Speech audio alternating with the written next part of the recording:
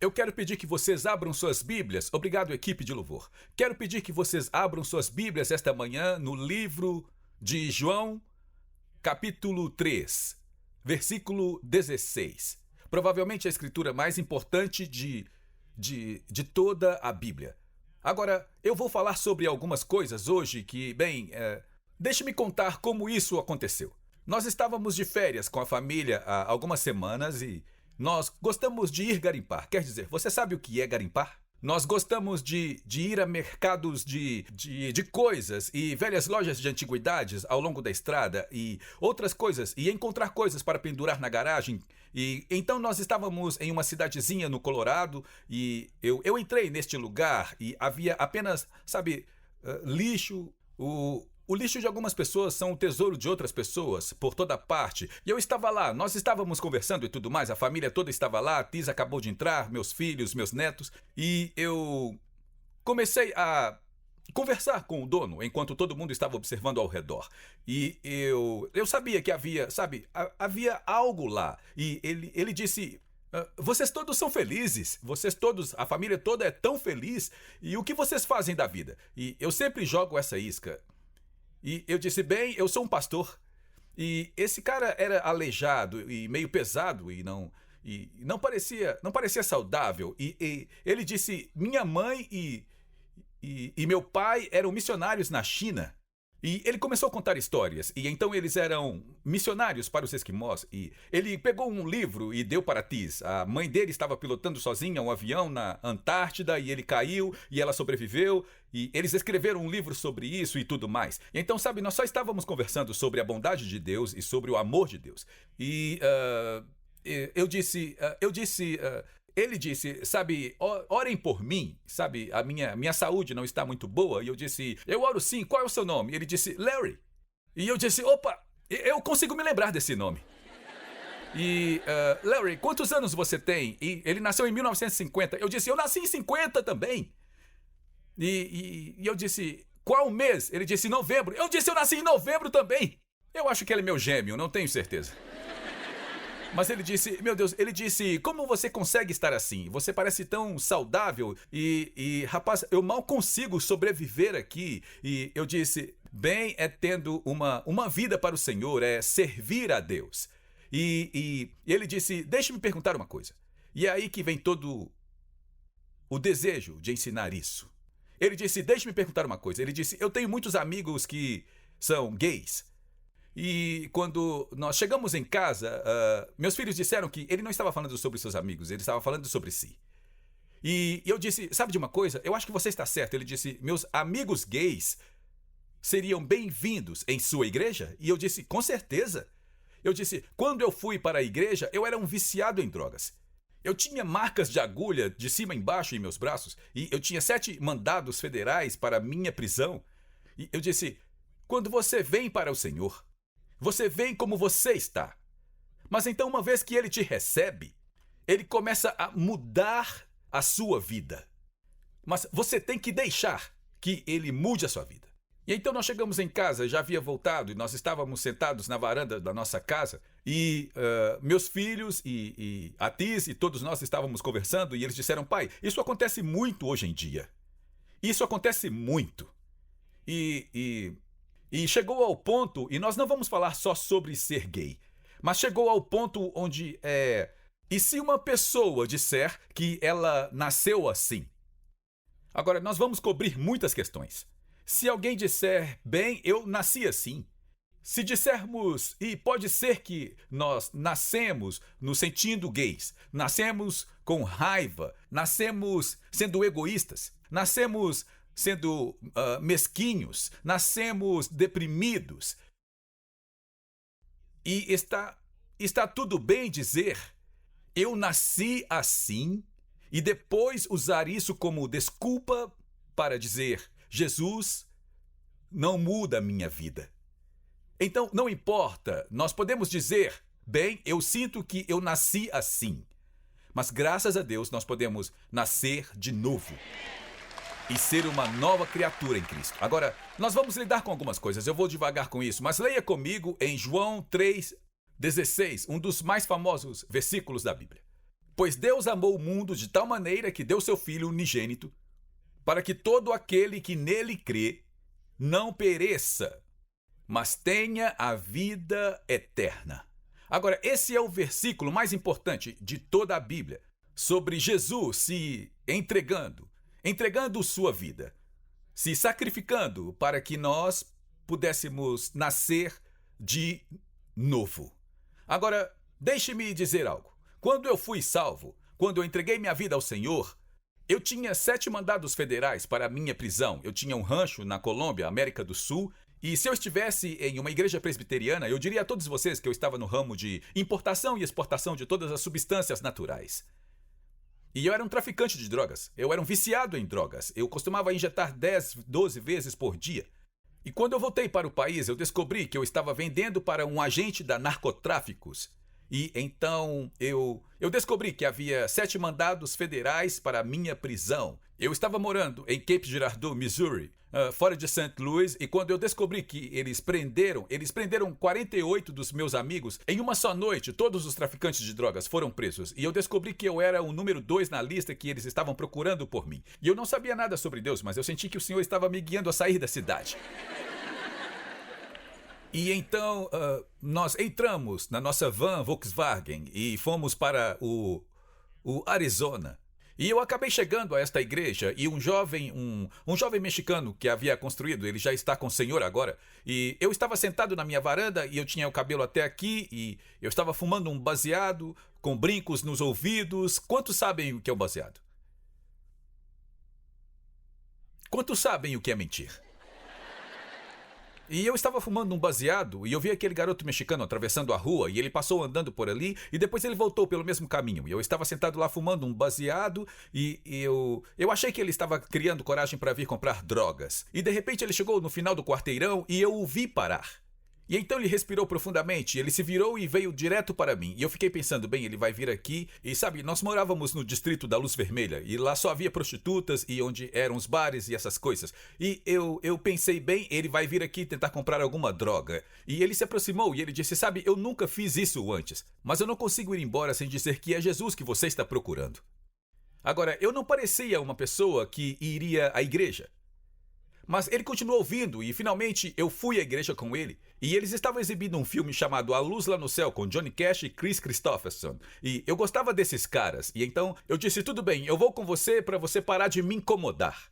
E então eu fui com ele e uma outra amiga, e eu estava morando com mais 2 garotas, e ambas se tornaram esposas de pastor mais tarde, e nós fomos lá, e era uma igreja de cerca de 30 pessoas, e nós entramos, e eu não tinha sapatos, nem camisa, eu só tinha um grande poncho, e os brincos pendurados nas minhas orelhas, antes que a moda dos brincos estivessem em alta, e marcas de agulha de cima e embaixo em meus braços e tudo mais. E as pessoas, sabe, elas falaram, Deus, envie os pecadores, mande os pecadores, Jesus, mas não pecadores como esse, não. E sabe, ninguém na igreja falou conosco, ninguém disse nada para nós, mas no final, o filme mostrou Jesus morrendo na cruz. Agora, eu não sabia nada sobre o cristianismo, eu não sabia nada, mas mostrou Jesus morrendo na cruz, ele estava morrendo na cruz do Calvário. Mas então mostrou na cruz e ele estava nas ruas de Los Angeles. E então o filme mostrou ele morrendo na cruz e ele estava na Times Square, em Nova York. E o mostrou na cruz com moradores de rua e viciados em drogas e prostitutas andando por aí. E de alguma forma eu não sabia nada sobre Gênesis ou Apocalipse, mas em algum lugar eu sabia que era aquilo que eu estava procurando. E então o pastor disse, se você quiser entregar a sua vida para o Senhor, levante a mão. E eu fui e fiz isso. E 2 ou 3 pessoas também nos chamaram lá na frente. E todos nós fomos lá na frente. Eu não sei até hoje como eu cheguei lá, mas eu acabei no altar. Eu não sei, ninguém foi me chamar. E não havia como eu ir andando até lá na frente das pessoas. Eu e minha amiga estávamos lá ajoelhados, de cabeça baixa. E nós éramos hippies, nós éramos viciados em drogas. E todas as pessoas da igreja passaram direto de nós. Todos eles foram e oraram por outras pessoas. Agora, eu não sei por quem eles oraram, mas eles disseram depois que eles olharam para mim. Quantos ficam felizes porque Deus olha para o interior quando o homem às vezes olha para fora? Quantos ficam felizes com isso? Eles olharam para mim e disseram, nós olhamos para você e dissemos, bem, ele nunca vai conseguir melhorar. Eu não estou no céu ainda, mas eu estou melhorando, eu estou seguindo para esse caminho. E nós Voltamos para os nossos lugares. Bem, ninguém orou por mim, ninguém veio atrás de mim, ninguém veio e colocou a mão em mim e nem disse, é assim que você ora. E então, eu apenas fiz essa oração e eu disse, Deus, se você é real, seja real para mim. Se isso é real, seja real para mim. E parecia que uma tonelada foi tirada das minhas costas. Nós voltamos para os nossos assentos e a dona também foi salva. E eu disse, o que foi isso? O que foi isso? Quer dizer, foi maravilhoso. Eu não recebi uma religião naquele dia. Eu pedi a Jesus para entrar no meu coração. Bem, nós não sabíamos nada sobre a igreja, não sabíamos nada sobre Bíblia, então nós nos sentimos tão bem que nós saímos e compramos um grande pacote de drogas e uma garrafa de vinho para comemorar o nosso novo nascimento. Agora as pessoas dizem, bem, então você não foi salvo. Não, eu fui salvo. Eu fui salvo. Nós fomos buscar a nossa outra amiga, Gayle, que morava conosco, e ela era enfermeira, uma enfermeira particular. E então nós a buscamos por volta de 1 da manhã, e nós estávamos na frente, e ela entrou, e nós estávamos fumando, e eu disse, você não vai acreditar no que aconteceu hoje. E ela disse, o quê? Nós nascemos de novo. Agora, nós não sabíamos que a Gayle tinha sido criada na igreja. E quando você é criado na igreja, você sabe o que é certo e o que é errado. Sabe, nós não sabíamos, nós não sabíamos disso. E ela disse, o quê? Agora, ela sabia que se você nasce de novo, você para de pecar. Oh, eu preciso de um amém melhor do que esse. Se você nasceu de novo, você é salvo pela graça. Mas aí, você para de pecar. Eu sinto algo bem aqui, em algum lugar. E ela disse, então, ela sabia o que era nascer de novo. E ela disse, você nasceu de novo. E eu falei, nós nascemos. E eu disse, Jesus morreu na cruz e no 7º dia ele ressuscitou. E então tem algo sobre o Natal que eu não tenho certeza como funciona.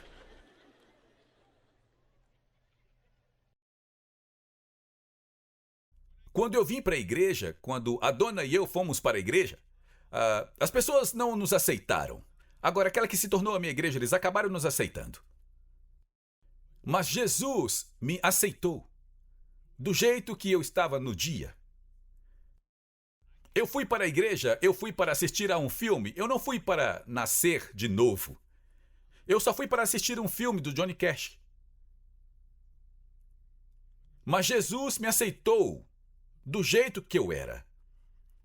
Ele não disse para mim, vá se limpar. Vá se lavar. Agora, a religião pode dizer isso, mas Jesus não diz.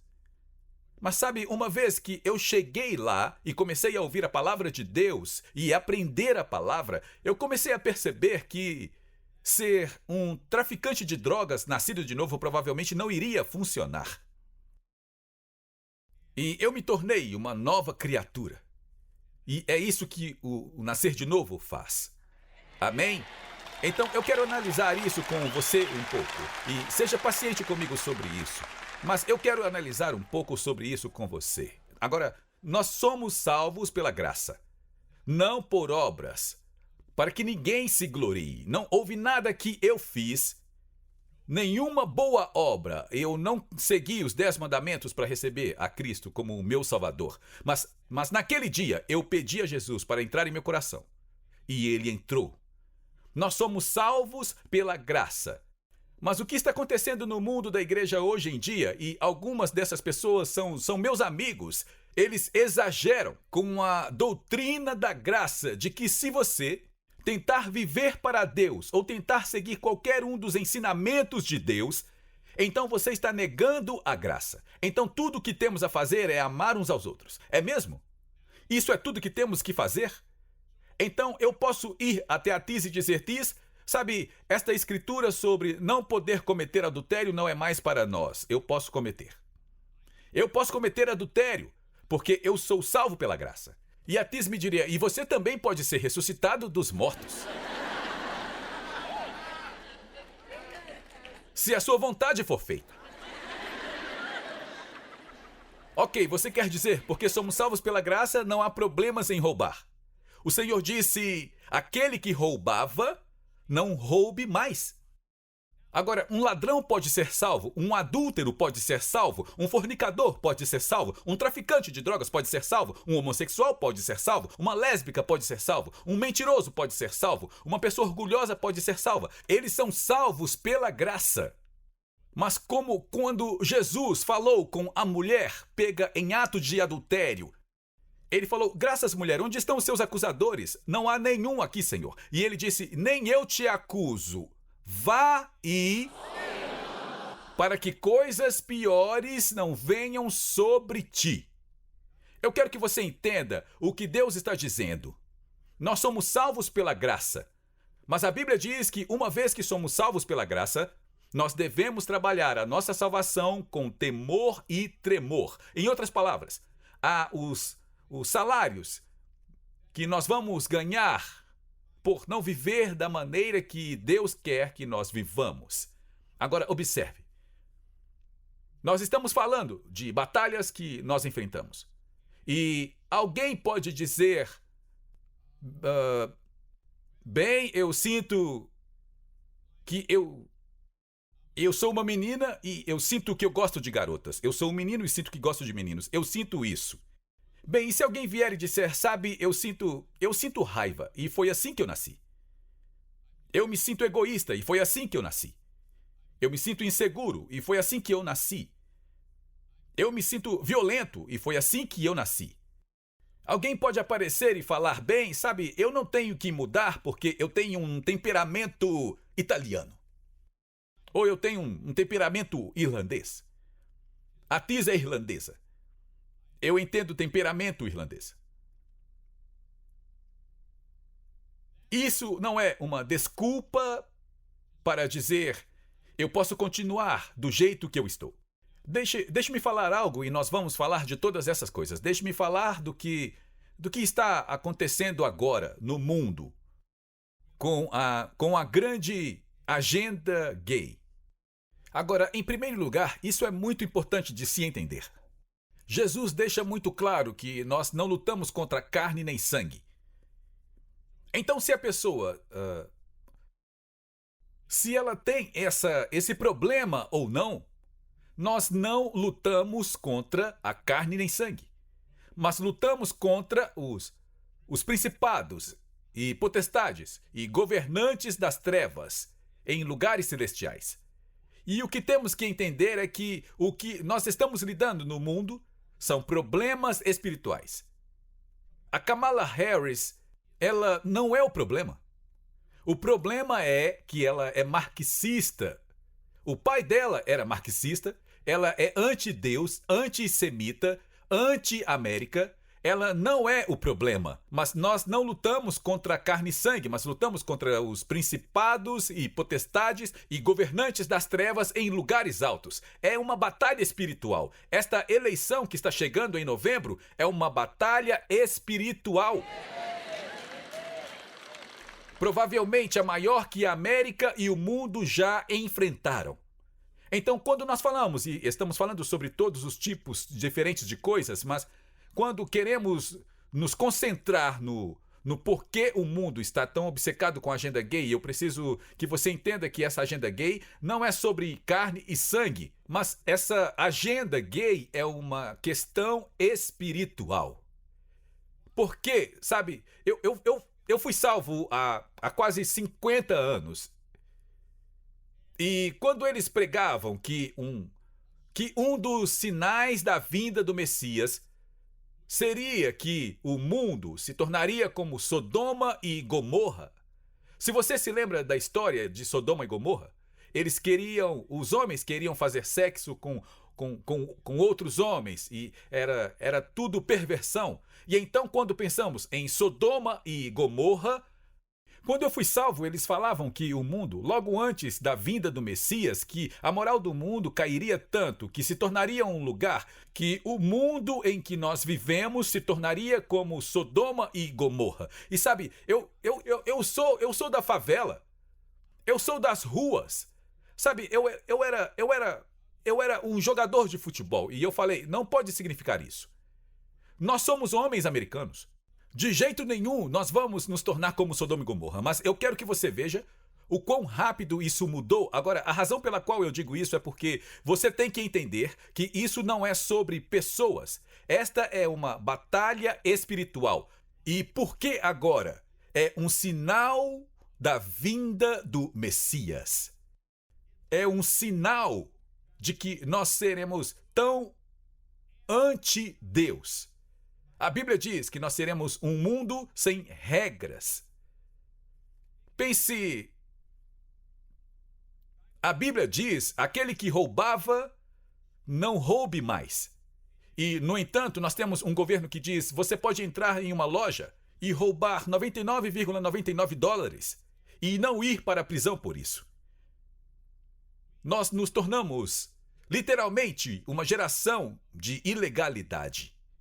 Vivemos em uma geração que diz que não importa como a nossa sociedade foi construída, nós vamos dizer e fazer o que nós quisermos, porque queremos uma sociedade sem regras de Deus. Mas deixe-me dizer uma coisa, uma sociedade sem as regras de Deus nunca vai prevalecer. Ninguém está tentando invadir as fronteiras da Rússia. Certo?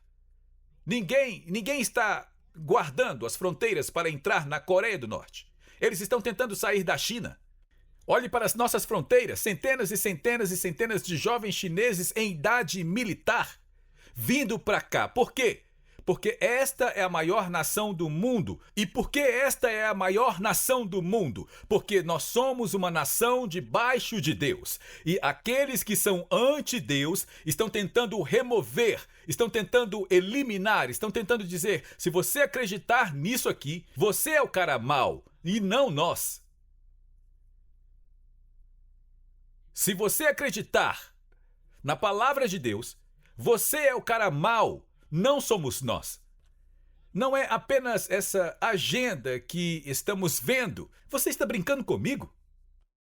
Quem no mundo, a Bíblia diz para não chamarmos nenhum homem de tolo, mas qual idiota acharia que está tudo bem para um homem, lutador de boxe, contra uma mulher nas Olimpíadas? Quem pensa que isso é normal? O homem que está concorrendo a vice-presidente, ele está treinando futebol. Não o tipo de treinador de futebol que eu tinha, porque o meu treinador de futebol não colocava absorventes no vestiário masculino.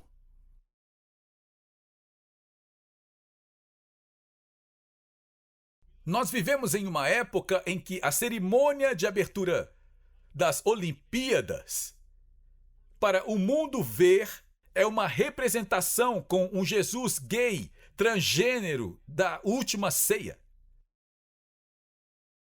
E nós somos mente fechada porque cremos que isso está errado? Por que isso está acontecendo? Muitos já ouviram falar da teoria do sapo na panela? Quantos nunca ouviram falar disso? Talvez ainda não tenham ouvido. Mas a teoria do sapo na panela é essa. E é verdade, se você colocar um sapo em uma panela com água morna, esse sapo ficará lá. E se você aumentar o calor muito lentamente, esse sapo se ajustará ao calor daquela água. E você continua aumentando e aumentando, e eventualmente aquele sapo vai ficar lá e ferver até que ele morra. Porque você fez isso devagar. Por que isso está acontecendo?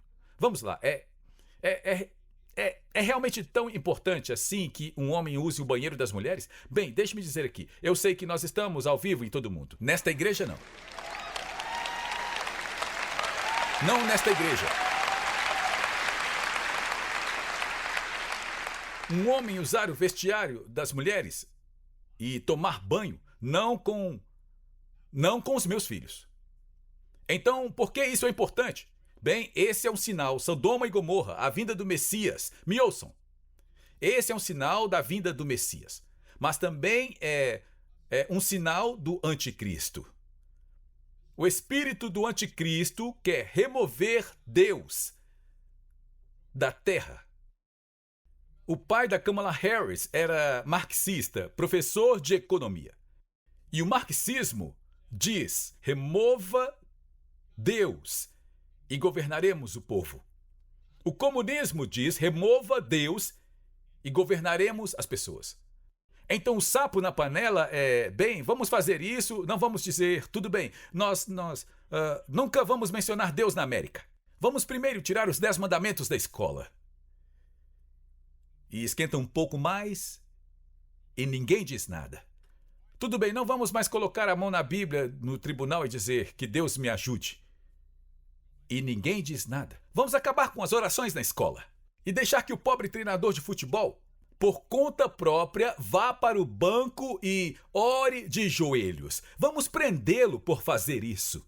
Vamos deixar as pessoas irem para as cidades e destruírem empresas, destruírem lojas, destruírem o sustento das pessoas, e nós não diremos nada sobre isso. Vamos deixar nossas fronteiras se abrirem e deixar milhões de pessoas entrarem. E, a propósito, você não tem que apresentar nenhum documento para votar. Nós confiamos em você. É o sapo na panela. Eles não fazem nada da noite para o dia. É devagar, bem lentamente. E então você olha para isso. Tiraram Deus das escolas. Tiraram a oração das escolas. Nós vemos o aumento agora do antissemitismo em todo o mundo. É inacreditável. Inacreditável. Em todo o mundo. Por que disso? Porque há esse anti-Deus e a pró-homossexualidade e a agenda gay. Ouça isso. Daniel profetizando a respeito do anticristo. Ouça isso. Este é o anticristo. A Bíblia diz: ele não deve considerar o Deus de seus ancestrais, nem ter qualquer desejo por mulher. E não considerar nenhum Deus, pois ele só se engrandecerá acima de todos os deuses.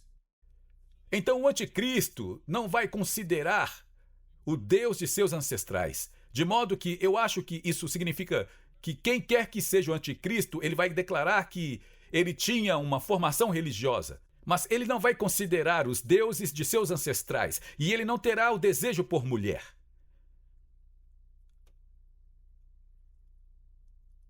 Quantos se lembram da época que não faz muito tempo que, se um homem estivesse concorrendo para um cargo político e descobrissem que ele estava traindo a sua esposa, ele nunca poderia ser eleito? Certo? E hoje em dia é quase um distintivo de honra se você estiver traindo. E é um distintivo de honra se você estiver concorrendo a um cargo político e uma das coisas que você pode dizer é: eu sou gay. Por que isso? É o sapo na panela preparando o mundo para o anticristo que vai ver a si mesmo no templo de Jerusalém. Essa guerra que está acontecendo em Israel agora, tenham atenção. Quando chegar novembro, ou nós teremos um grande avivamento, ou vamos nos preparar para o arrebatamento. E se você não for arrebatado, certifique-se de apagar as luzes daqui. Porque eu e minha família vamos subir. Obrigado por se juntar a nós na transmissão de hoje com o pastor Larry Hug. O pastor Larry trouxe muitas revelações de mudança de vida para o corpo de Cristo, incluindo ensinamentos sobre quebra de maldições familiares e os 7 lugares em que Jesus derramou seu sangue. Mas talvez a revelação mais extraordinária seja seu ensinamento sobre a restauração das raízes judaicas do cristianismo e a permanência com Israel. Convidamos você a conhecer mais sobre o nosso ministério visitando nosso site em larryhugbrasil.com e nosso canal no Larry Hug Brasil no YouTube. Oferecemos muitos recursos gratuitos em português que irão enriquecer sua caminhada com o Senhor e prepará-lo para viver uma vida vitoriosa e próspera. Você também pode contribuir com o nosso ministério em larryhugbrasil.com. Sua oferta, seja grande ou pequena, abençoará Israel. Temos muitas ações especiais que estão literalmente salvando vidas e cumprindo a profecia bíblica do fim dos tempos, incluindo patrocinar Aliá, alimentar os sobreviventes do Holocausto, comprar ambulâncias e muito mais.